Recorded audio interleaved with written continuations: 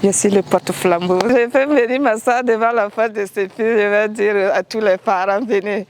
C'est un exemple. Mon enfant a un handicap, mais il a eu le bac aussi, fils. Dans un pays où l'accès à l'éducation reste un défi pour beaucoup, il est encore plus complexe pour ceux qui vivent dans l'ombre. Le Centre d'éducation et de formation intégrée des sourds et des entendants, dans sa mission de promouvoir l'éducation inclusive, travaille à mettre ces personnes à la lumière. Pascal, enseignant, intervient dans ce centre depuis 9 ans. Sa classe est composée d'élèves en situation de handicap et d'élèves non handicapés. Il a sa technique à lui pour dispenser les cours à ses élèves particuliers. Déjà, s'il y a un problème d'audition, on le place quand même en première position, à côté en tout cas du professeur, et le professeur ne s'éloigne pas trop. Parce que si tu le mets derrière, si tu communiques, il peut être là, il te regarde, mais il ne suit pas. Au moins, si tu arrives à l'identifier, tu t'approches de lui et tu communiques sans ne pas trop t'écarter pour qu'il puisse arriver à suivre. Voilà. Maintenant, pour les autres là aussi, si vous, dans l'explication vous arrivez à expliquer, il faut aussi arriver aussi à les impliquer aussi, à quelque part. Parce que vous pouvez expliquer, l'interprète va interpréter, mais s'il y a un élève qui a compris plus que les autres, vous pouvez par exemple lui demander d'abord, il va passer faire la démonstration, vous confirmez que c'est bon avant maintenant de lui demander de traduire ça aux autres. Voilà, donc ça permet en tout cas de mettre tout le monde en tout cas sur le même pied d'égalité. Voilà, et ça facilite en tout cas leur compréhension. Jean, lui, est interprète dans ce centre depuis 14 ans maintenant. Après avoir accompagné son neveu malentendant dans ce même centre, il a pris goût au métier et il a décidé d'intégrer le centre. Il y travaille en collaboration avec les enseignants pour dispenser les cours aux élèves en situation de handicap. Dans un premier temps, nous, avec les élèves en situation de handicap sourd, nous, on n'a pas de problème en matière de communication parce que dans un premier temps, nous, on comprend le langage de signes. Donc, ça nous aide beaucoup à communiquer avec eux. Si l'enseignant explique et si nous sommes à côté, on les explique, ils arrivent à comprendre. Et s'ils ont des questions, ils lèvent leurs doigts et ils posent leurs questions et l'enseignant explique. Et nous, on communique avec eux comme même sur ce que l'enseignant a expliqué et ils comprennent facilement. Pendant les devoirs, on administre le devoir et nous, on donne les consignes. Une fois donné les consignes, on les laisse et eux, ils travaillent. Cette année scolaire, le centre a battu un record. Sur 7 élèves sourds, 5 ont été admis au bac série F3, filière technique réputée difficile, et une vingtaine d'autres ont décroché leur BEP ou leur CAP, une première pour le centre. Je suis content en tout cas par rapport à ça, parce que tu sais qu'au moins à quelque part, tu as contribué en tout cas à sa réussite et que le message aussi est passé à quelque part. Donc c'est aussi un enseignant recherche. Pourquoi enseigner et puis vouloir que les élèves échouent? Ce qui est recherché même, c'est d'avoir en tout cas 100%. Et maintenant, bon, à la limite, si on n'a pas ça, bon, on sait quand même que durant l'année, quand même, ce qui était eu à faire comme effet, bon, en tout cas, ça n'a pas été zéro. Parmi ces élèves, il y a ce jeune garçon, Wilfried Yaro. Devenu sourd et muet après une méningite, il a traversé un long chemin soutenu par sa mère depuis la classe de CP1 jusqu'au bac. Après la proclamation des résultats de son enfant, sa joie est débordante. Je dis en tout cas, on est vraiment heureux, on rend grâce à Dieu. Lui-même, il était découragé, il m'a dit que non, on a dit que les sourds ne peuvent pas avoir le bac. Donc, c'est la peine que lui, il vienne à l'école. Donc, chaque matin, c'était la bagarre. Il faut se réveiller.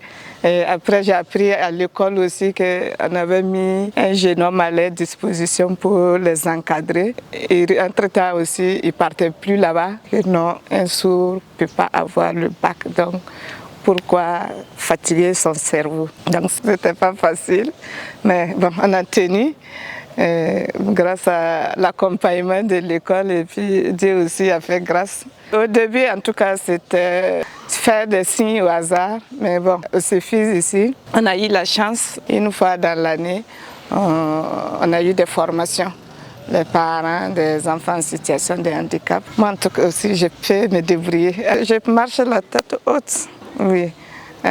Mon enfant a un handicap, il ne parle pas, il n'entend pas, mais il a eu un diplôme. Quelques jours se sont écoulés depuis l'annonce des résultats du baccalauréat. Mais l'émotion, elle, reste visible dans les yeux de Wilfried. On lui propose de s'exprimer. Hésitant au début, il finit par accepter de signer son ressenti avec la complicité de l'interprète. Quand j'ai eu mon bac, j'étais très content. J'ai souffert dur. Oui, je voulais même arrêter, mais on m'a encouragé et forcé de continuer. Aujourd'hui, je suis libre et content d'avoir le bac. Je veux continuer mes études à l'université, si possible aux États-Unis. Moi, j'aime les États-Unis et je pense que là-bas, je pourrais être pris en charge mieux par rapport au Burkina ici. Ces résultats constituent le fruit d'un engagement patient et quotidien. Un engagement porté par ceux qui changent la trajectoire de nombreuses vies. Et pour que l'inclusion tienne debout, elle a besoin de soutien réel. Pour moi, personnellement, pour ceux qui doivent continuer, bon, j'aurais souhaité vraiment que le ministre, en tout cas chargé de l'éducation, là, puisse vraiment les réunir, en tout cas dans une école supérieure, là où il peut peut-être envoyer des interprètes qui les accompagner dans leurs études. Parce que c'est très très important. En tout cas, c'est vrai qu'ils ont eu le bac, mais s'il n'y a pas d'accompagnement, oui, j'imaginais ils partent à quelque part pour étudier, bon, il n'y a pas d'interprète. Bon, celui aussi qui intervient là-bas, bon, s'il n'a jamais par exemple tenu ces cas de figure là aussi, là, vous voyez qu'entre-temps, ils vont abandonner.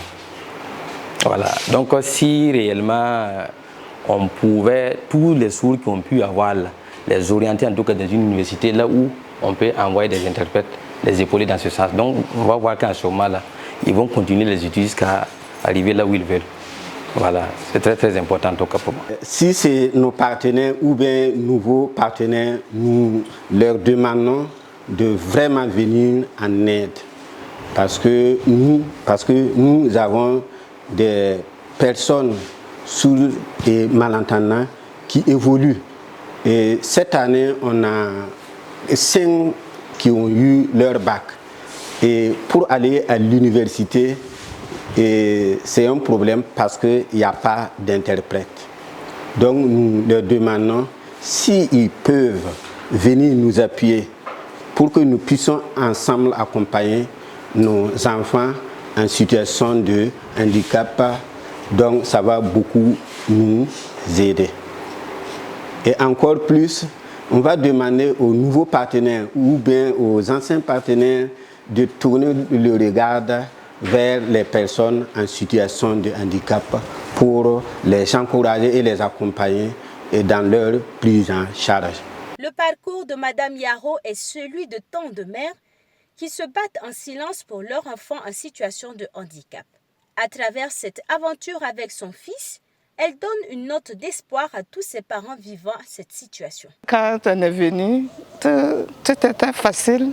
C'est quand je suis venue, j'ai vu que je n'étais pas la seule maman qui avait un enfant en situation de handicap. Et dit bon, si je ne suis pas seule, pourquoi continuer à pleurer? Donc moi-même, je suis prête à dire aux autres parents qui ont des enfants en situation de handicap, il ne faut pas y voir rester avec les enfants dans les maisons. Donc à sortir, le CEFI c'est inclusion, ils reçoivent tout le monde. Voilà, même si l'enfant n'arrive pas jusqu'au bac, au moins il sera un peu scolarisé, ça, il y aura un gros changement, et pour les parents et pour le bien de l'enfant lui-même. Voilà, donc je suis le porte-flambeau de... Je peux venir m'asseoir devant la face de ces filles, je vais dire à tous les parents, venez. C'est un exemple. Mon enfant a un handicap, mais il a eu le bac aussi, fils. L'inclusion s'écrit dans les gestes quotidiens, dans les regards qui accueillent. Elle est une réalité vécue et le service Benacha l'a bien compris. Ce centre éducatif ne se contente pas d'intégrer des enfants en situation de handicap. Il démontre par l'expérience que l'inclusion relève d'un droit fondamental et d'une volonté collective pour peu qu'on lui donne les moyens d'exister.